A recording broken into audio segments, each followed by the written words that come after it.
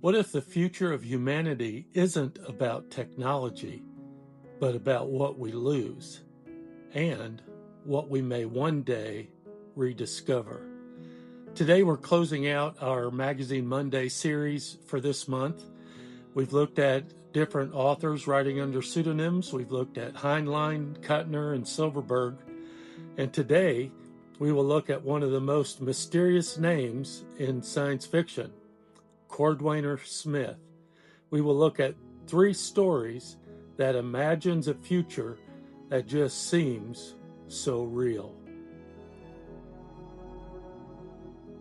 Greetings, legendary readers. Welcome to Larry's Legendary Library, where we explore science fiction, fantasy, and the deeper wonder within them. Cordwainer Smith wasn't just a pseudonym, but he was one of the most unusual minds to ever write science fiction. The man behind the pseudonym is Paul Myron Anthony Linebarger, and the real identity behind Cordwainer Smith remained hidden until just before his death. He was an officer in the U.S. Army, a scholar of East Asia, and an expert in psychological warfare. In fact, he was one of the people who developed the Army's first psychological warfare division. He even wrote a book about it. He was very influential as an author, even though he died young at the age of 53 when he wrote as Cordwainer Smith. He didn't write like anyone else. Most of his writings are tied into his world, the instrumentality of mankind.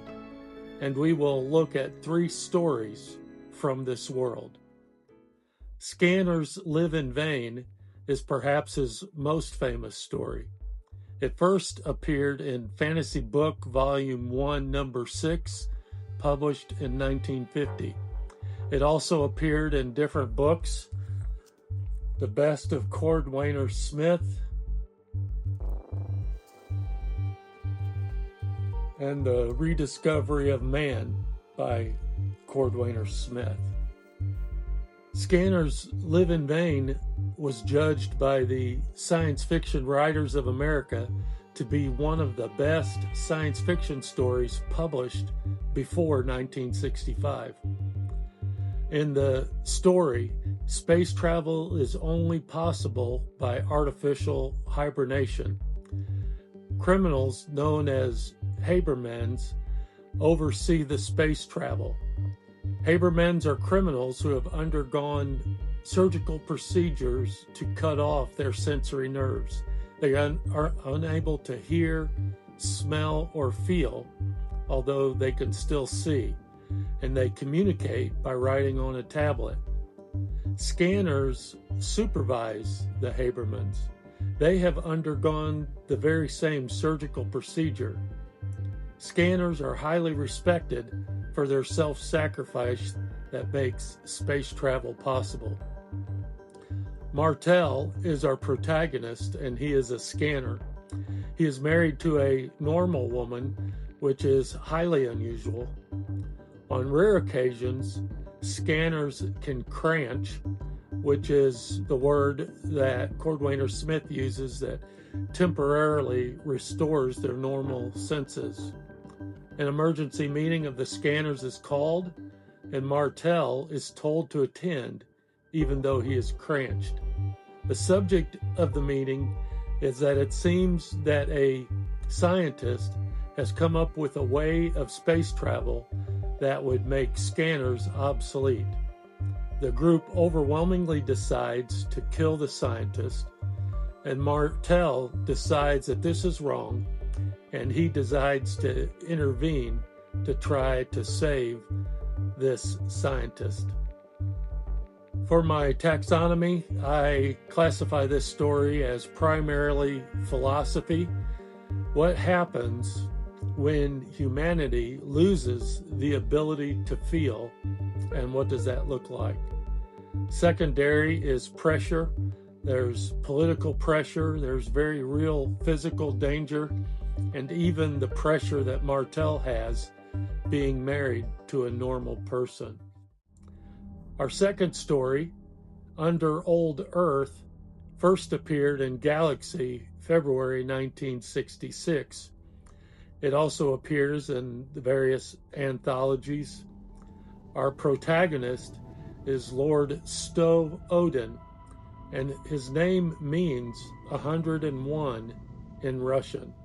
He's a very old man, as his name seems to indicate, and he determines to go under the earth into the various caves and caverns far beneath the surface, a place where under people live.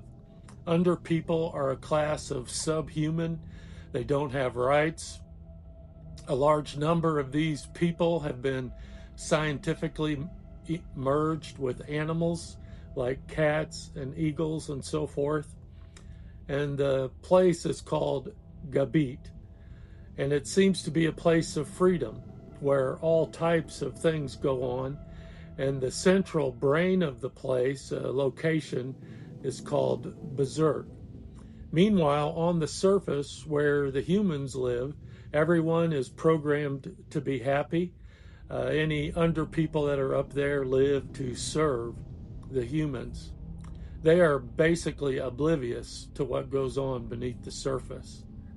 Lord Stow Odin goes to the Gabit with the help of two robots, and he confronts a person called Sunboy who seems to be channeling aliens in an effort to overthrow the surface.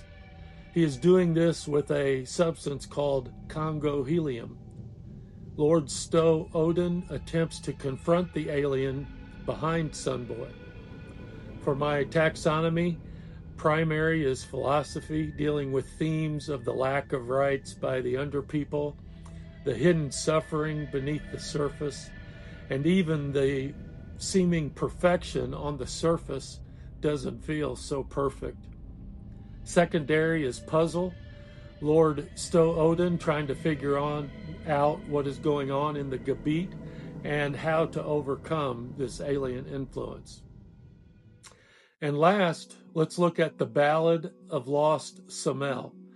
This was first published in the October 1962 issue of Galaxy. It also appears in the various anthologies, and it asks the question, what happens when the world begins to change? C'Mell is an underperson, a cat-human hybrid, thus the C at the beginning of her name. Our other protagonist is Justicost. Justicost has been trying to get equal rights for underpeople without much success.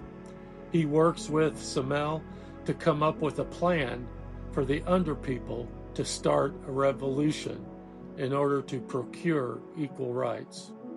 C'Mell is able to introduce Justicost to the leader of an underground movement, and together they begin a plan to begin this revolution.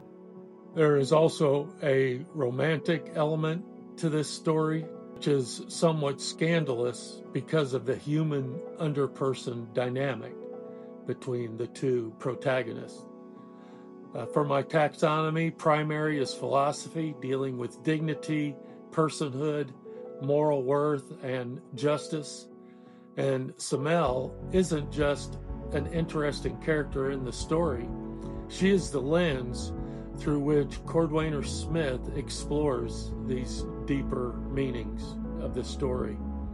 Secondary is wonder. The Ballad of Lost C'Mell gives us a glimpse of the moment that a broken world begins to change. Cordwainer Smith has created a variation of our world that feels foreign and yet feels very real and very possible. Most science fiction asks, what will we build? Cordwainer Smith asks something far more unsettling. What will we become? In these three stories, we see a progression to the future. We see a future where humanity loses feeling, creates suffering, and then slowly and painfully begins to remember what it means to be human once again. And then it tries to get back onto a good path. And I can definitely feel how this hits so close to home for us. Cordwainer Smith is a pseudonym, and Paul Myron Anthony Linebarger wasn't discovered as the true author behind the pseudonym until just before his death. In one sense, it is very sad that he wasn't able to finish all that he had planned for the instrumentality of mankind. But in another sense, what we have is deeply meaningful and is certainly well worth reading and deeper study. There is certainly a deeper wonder to his body of work, and I've just scratched the surface in this video. If you've read these stories, I'd love to hear which one stayed with you the most. Thank you so much for watching, and as always, keep exploring the deeper wonder.